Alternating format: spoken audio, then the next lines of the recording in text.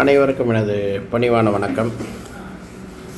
இந்த வீடியோ யாருக்குன்னு கேட்டிங்கன்னா, நேற்று சம்மந்தமாக ஒரு வீடியோ போட்டிருக்கேன்.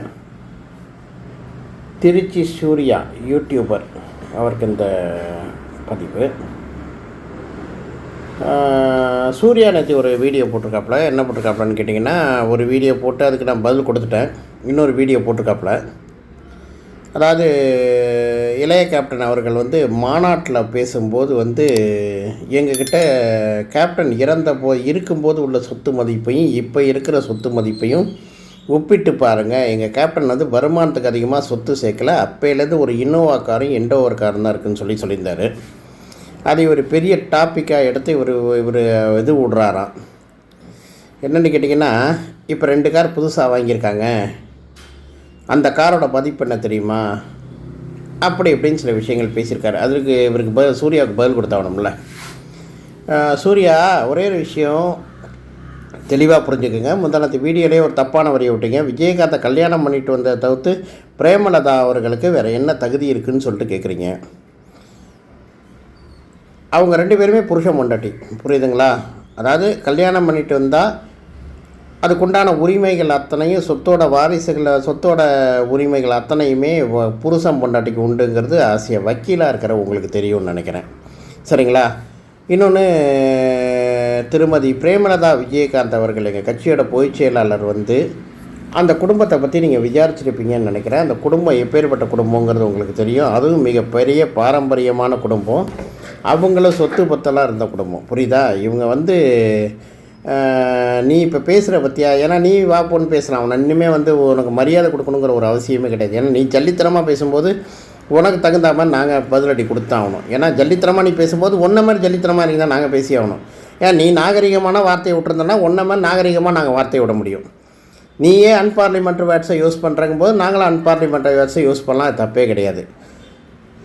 சூர்யா, ஒரு குடும்பத்தை பேசுகிறதுக்கு முன்னாடி அந்த குடும்பத்தோட தகுதி என்ன, அது என்னங்கிறதெல்லாம் தெளிவாக தெரிஞ்சு நீ பேசு, புரியுதா? அதாவது கேப்டனோட வாழ்க்கை வரலாறுங்கிறது நீயே ஏற்கனவே சொல்லியிருக்க. கேப்டன் அவ்வளோ பண்ணியிருக்காரு, இவ்வளோ பண்ணியிருக்காரு, நான் இருந்திருக்கேன், அதை பண்ணியிருக்கேன், இதை பண்ணியிருக்கேன். ஆனால் உண்மையாக பொய்யாங்களான்னு தெரியாது. நீ இப்போ பேசுகிறதெல்லாம் பற்றி பார்த்தா, ஆனால் நீ சொல்கிறதெல்லாம் அப்போ எழுந்து இதை கதையாக தான் இருந்திருக்கும்னு தோணுது, புரியுதா? ஒரே ஒரு விஷயத்தை தெளிவாக புரிஞ்சுக்கோ.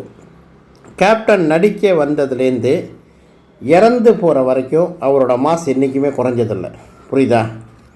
இன்னொன்று, கேப்டன் 100% சம்பளம் வாங்குறாருன்னா 80% மக்களுக்கு செஞ்சு 20% தான் குடும்பத்துக்கு கொடுத்துருக்காருங்கிறது நான் சொல்லி தெரியலப்பா, மற்றவங்க எல்லாம் சொல்லி தெரியும். சரியா? எத்தனை நடிகர்கள், எத்தனை தயாரிப்பாளர்கள், எத்தனை டைரக்டர்களை உருவாக்கியிருக்காருங்கிறது அங்கே சினிமா வட்டாரத்தில் எல்லாருக்குமே தெரியும். இப்போ உள்பட எல்லாம் சொல்லிட்டு தான் இருக்காங்க. போன பிறகுமே எல்லாருமே சொல்லிகிட்டு இருக்காங்க சூர்யா. சரியா? அதை தவிர்த்து அந்த பையன் பேசுகிறதா ஒரு இது ஒன்று சொல்கிறாரு. என்னென்னு கேட்டிங்கன்னா, இதே மாதிரி கார் மாநாட்டில் அவர் பேசினது எங்கள்கிட்ட 2 கார் தான் இருக்குது, பாக்கி கார் இல்லை அப்படின்னு அவர் சொன்ன கொத்து உண்மையான கொத்து. இதில் என்ன தப்பு இருக்குது? பேசுனதில் என்ன தப்பு இருக்குது? அவர் இறந்து போனதுக்கு பிறகும் இருக்கும்போதும் அவங்க பயன்படுத்துகிற 2 கார் தான் இப்போ வரைக்கும் இன்னோவாவும் எண்டோவரும் தான் இருக்குது, புரியுதா இல்லையா? இப்போ சமீபத்தில் தான் அந்த 2 காரும் வாங்கினாங்க. அதுவும் எப்படி வாங்கினாங்க? அவங்க சொந்த உழைப்பில் வாங்கினாங்க.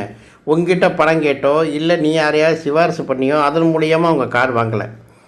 சொந்தத்தில் கார் வாங்குறது இதில் என்ன தப்பு இருக்குது? அந்த குடும்பத்துக்கு அது என்ன தகுதி இல்லைங்கிற? சரி, முதல்ல அவங்கள பற்றி பேச உனக்கு என்ன முதல்ல தகுதி இருக்குது? நல்லா யோசனை பண்ணிப்பார். முதல்ல உனக்கு தான் தகுதி இருக்கா அவங்கள பற்றி பேசுகிறதுக்கு? அவங்க காரு அவங்க சொந்த உழைப்பு அவங்க வாங்குறாங்க. அதுக்கப்புறம் காலேஜை பற்றி டாபிக் எடுக்கிறேன். காலேஜுங்கிறது என்னென்னு கேட்டிங்கன்னா, அவர் திரைத்துறையில் நடித்து அவர் சொந்தமாக சம்பாதிச்சு அவர் இருக்கிற வரைக்கும் அந்த காலேஜில் எத்தனை பேர் ஃப்ரீ சீட்டில் படித்தாங்கன்னு எல்லாருமே சொல்லியிருக்காங்க. அது உனக்கு தெரியுமா? முதல்ல மற்ற மாதிரி காலேஜ் ஆரம்பித்து கொள்ளை அடித்து அதில் காசை சேர்த்து எல்லா வேலையும் பண்ணி அவர் சம்பாதிக்கலப்பா.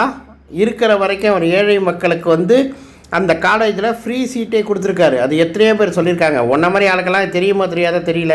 ஏன்னா யூடியூப்பில் காசு வாங்கிட்டு கூட ஒவ்வொருத்தன் பொண்டாட்டியும் தப்பாக பேசுகிறது, ஒவ்வொருத்தன் குடும்பத்தையும் தப்பாக பேசுகிறது தான் உன்னோட பொழப்பாக இருக்கிற உனக்கு இதெல்லாம் தெரிஞ்சிருக்கிறதுக்கு வாய்ப்பு கிடையாதுன்னு நினைக்கிறேன். அடுத்தவங்க குடும்பத்தை பற்றி பேசுகிறதுக்கு முன்னாடி நம்ம என்ன நம்ம இருக்கோம், நம்ம குடும்பத்தில் நம்மளை எப்படி வச்சுருக்காங்கங்கிறது தெரிஞ்சு பேசணும் சூர்யா. நான் டீசெண்டாக வீடியோ போடுவேன்னு பார்த்தா நீ பேசுகிற பேச்சுக்கு எல்லாமே அன்பார்லிமெண்ட் வேர்ட்ஸை நீ யூஸ் பண்ணுற, நான் யூஸ் பண்ணலை. நீ போடுற வீடியோவுக்கு எதிர் வீடியோ தான் நான் போடுறேன், தெரியுமா?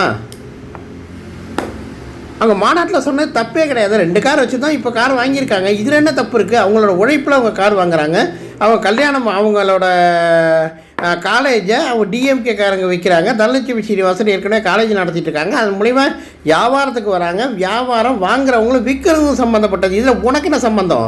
நீ அந்த காலேஜில் செங்கல் எடுத்து கொடுத்தியா, சிமெண்ட் ஏதாவது எடுத்து கொடுத்தியா, இல்லை அங்கே இப்போ அந்த இடத்த நீ வாங்கி கொடுத்தியா? அதில் உன் பார்ட்டே ஒன்றுமே கிடையாது. நீ யார் முதல்ல அந்த காலேஜை விற்கிறத பற்றியோ வாங்குறத பற்றியோ பேசுகிறதுக்கு உனக்கு என்ன முதல்ல அருகதை இருக்குது? அதில் முதல்ல உனக்கு என்ன ரைட் இருக்குது? அவங்க குடும்ப சொத்து அவங்க விற்கிறாங்க. ஏன்பா, புருஷன் இறந்ததுக்கு பிறகு பொண்டாட்டிக்கு தான் சொத்து போகணும், அதுக்கப்புறம் பிள்ளைகளுக்கு சொத்து போகணும். அது ப்ராப்பராக போயிட்டுருக்கு. ஏன்னா ஓ சொத்தை கொள்ளடிச்சு அவங்க யாருக்காவது கொடுக்குறாங்களா? அது அவங்க சொத்துப்பா. அது அவங்க விற்கிறதுலையே வாங்குறதே உனக்கு என்ன மன கஷ்டம் ஏற்பட்டு போச்சு? அது ஒன்றுமே கிடையாது, உனக்கு ஒன்றுமே கிடையாது. நீ தேவையில்லாமல் எதுக்கு டென்ஷன் ஆகிட்டு இருக்க? அது அவங்க குடும்ப சொத்து, அவங்க விற்கிறாங்க, அவங்க போகிறாங்க. உனக்கு என்ன பிரச்சனை இல்லை? அவங்க குடும்ப சொத்துப்பா. அது நீ தலையிட வேண்டிய அவசியமே கிடையாது. அதில் அவங்க கார் வாங்குறாங்க, பங்களா வாங்குறாங்க, இல்லை அவங்க என்னென்னமோ பண்ணுறாங்க, நாய் வாங்குறாங்க, இல்லை ஜெர்சி பசுமாடு வாங்குறாங்க, இல்லை யானை வாங்குறாங்க, குதிரை வாங்குறாங்க, அதை மண்டபத்துக்குள்ளேயே கட்டுறாங்க. அதெல்லாம் அவங்க சம்மந்தப்பட்ட விஷயம். இதெல்லாம் உனக்கு ஏன்னு? அதாவது அரசியல் விமர்சனம்னா அரசியல் ரீதியாகவே அது என்ன வைக்கணும்னு கேட்டிங்கன்னா, இந்த இதுக்குதுன்னு சொல்லிட்டு அரசியல் விமர்சனமாக வை. நீ ஏன் பர்சனல் டாக்கிங்க்கு போகிற? பர்சனலாக அவங்கள பேசுகிறதுக்கு உனக்கு என்னப்பா அருகதை இருக்குது? அதுக்கு அருகதையே உனக்கு கிடையாதேப்பா. முதல்ல நீ பர்சனலாக டாக் பண்ணுற லெவலுக்கு ஒன்றுமே கிடையாது. இல்லை, நீ பர்சனலாக தானே ரிவெஞ்ச் சேனல் எடுத்து பண்ணிகிட்டு இருக்க. இது அரசியல் விமர்சனம் மாதிரி எனக்கு தெரியலையே. நீ பர்சனலாக எவனோ சொல்லிக் கொடுக்குறது வச்சு ரிவெஞ்ச் எடுக்கிற மாதிரில தெரியுது. கூட்டணி அறிவிப்புங்கிறது அந்தந்த கட்சியில் நடக்கிறது. அந்தந்த கட்சி என்ன நடவடிக்கை இருக்குதோ அதை பொறுத்து கூட்டணி அமைய போகுது. உனக்கு இதில் என்ன சம்பந்தம்? கூட்டணிங்கிறது அவங்க பார்த்துக்க போகிறாங்க சூர்யா, சரிங்களா? உங்களுக்கு சம்மந்தம் இல்லாத விஷயம் அது, புரியுதுங்களா? நீங்கள் என்னடாண்ணா தேவையில்லாத அடுத்த விஷயம் சொத்து விஷயத்தில் சம்மந்தப்படுறீங்க. அவங்க என்னடாண்ணா மண்டபம் சொந்தமாக வாங்கி கேப்டரோட உழைப்பில் சொந்தமாக கட்டடம் கட்டி சொந்தமாக பண்ணி எல்லாத்தையும் அவங்க சொந்தமாக பண்ணது. அடுத்தவன் தாலி இருக்கலை, அடுத்தவன் பொண்டாட்டி குடியை கெடுக்கலை, அடுத்தவன் நில அபகரிப்பு பண்ணலை, இன்னும் நிறையா சொல்லலாம். உங்களுக்கு தெரியாது கிடையாது. அதெல்லாம் பண்ணி சம்பாதிக்கலை. அவர் திரைத்துறையில் உழைச்சி சம்பாதிச்ச ஒவ்வொரு காசுலையும் அந்த ஆண்டாள் அழகர் காலேஜில் போட்டு அதை அவங்க விற்று அதன் மூலியமாக அவங்க என்ன பண்ணுறாங்கன்னு கேட்டிங்கன்னா, கார் வாங்குகிறாங்க, பங்களா வாங்குகிறாங்க, ஆடு வாங்குகிறாங்க, கோழி வாங்குகிறாங்க, இன்னும் என்னென்னமோ வாங்குகிறாங்க. அது அவங்களோட சொந்த உழைப்பு சூர்யா. அந்த காலேஜத்தில் ஏதாவது புரோக்கர் கமிஷன் வர வேண்டியிருக்கா? அதாவது புரோக்கர் ஏதாவது பேசி விட்டியா? அதே மாதிரி ஏதாவது இருந்தால் சொல்லு, புரோக்கர் கமிஷன் வேணால் வாங்கி தரலாம். சொத்துலையும் உனக்கு எந்த ஒரு இதுவும் கிடையாது, பங்கெடுப்பும் கிடையாது. அந்த சொத்து அவங்களோட சொந்த சொத்து. இதில் உனக்கு என்ன வந்துச்சு? அவங்க அந்த சொத்தை விற்று கார் வாங்குறாங்க, எது வேணாலும் வாங்குறாங்கப்பா. அதில் உனக்கு என்னப்பா வந்துச்சு? அவர் சொன்ன ஒன்றும் வார்த்தைகள் தப்பு இல்லையே. அவர் இருந்த வரைக்கும் அந்த சொத்து இருந்துச்சு, அதுக்கப்புறம் கார் வாங்கினதுல என்ன தப்பு இருக்குது? அதாவது உங்கள் அப்பா சிவான்னு சொல்லிட்டு நாடாளுமன்ற உறுப்பினர் திமுகவில் இன்னைய வரைக்கும் யாரையும் பற்றி தரக்குறைவாக பேசினது கிடையாது, புரியுதா? விமர்சனங்கள், தப்பான விமர்சனங்கள் வச்சது கிடையாது. அதனால தான் இன்னைய பேர் வரைக்கும் திருச்சி அப்படின்னாலே சிவா அப்படிங்கிற லெவலுக்கு ஒரு பேர் எடுத்துகிட்ருக்கார். அதே பேரை இப்போ அண்ணன் முத்துக்குமார் அவர்கள் எடுத்துகிட்ருக்கார், புரியுதுங்களா? அவருக்கு பிறந்த வாரிசு இவ்வளோ கீழ்த்தரமாக பேசுவீங்கன்னு யாருமே எதிர்பார்க்கல, புரியுதுங்களா? அப்பா பேரை தயவுசெய்து காவாந்து பண்ண முயற்சி பண்ணுங்க, ஏலம் போட விட்டுறாதீங்க. இது தப்பான, அதாவது தரமான வேண்டுகோளாகவே நீங்கள் வச்சுக்கோங்க. தப்பாக ஒருத்தரை பற்றி, குடும்பத்தை பற்றி பேசுறதுக்கு யாருக்குமே அருகதை கிடையாது. அதுவும் உங்களுக்கு முதல்ல அந்த தகுதி இருக்காங்கிறத ஃபஸ்ட்டு அனலைஸ் பண்ணிவிட்டு அடுத்தவங்க குடும்பத்தை பற்றி பேசுங்க.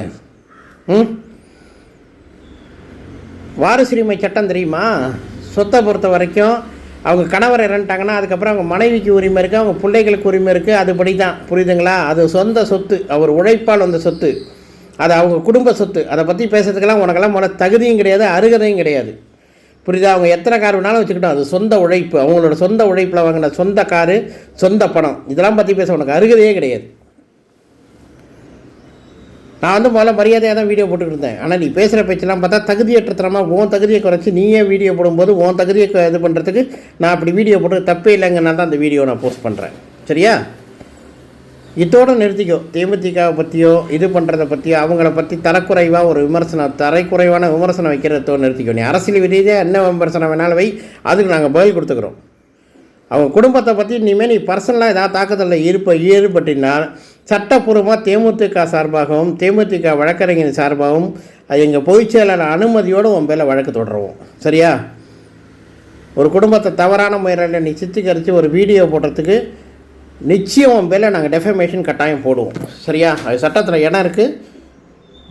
அது உனக்கு வக்கீலாக இருக்கிற உனக்கு தெரிஞ்சிருக்கும்னு நான் நம்புகிறேன். சரியா? இனிமேல் அந்த குடும்பத்தை பற்றி பர்சனலாக விமர்சனம் போடுறதை இதோடு நீ நிறுத்திக்கொள். இதுதான் உனக்கு ஒரு எச்சரிக்கை பதிவாக தாழ்மையாகவும் வைக்கிறேன், அதே நேரத்தில் ஒரு எச்சரிக்கை பதிவாக இதில் எடுத்துக்கணும்னு வேண்டிக்கிறேன். சரியா?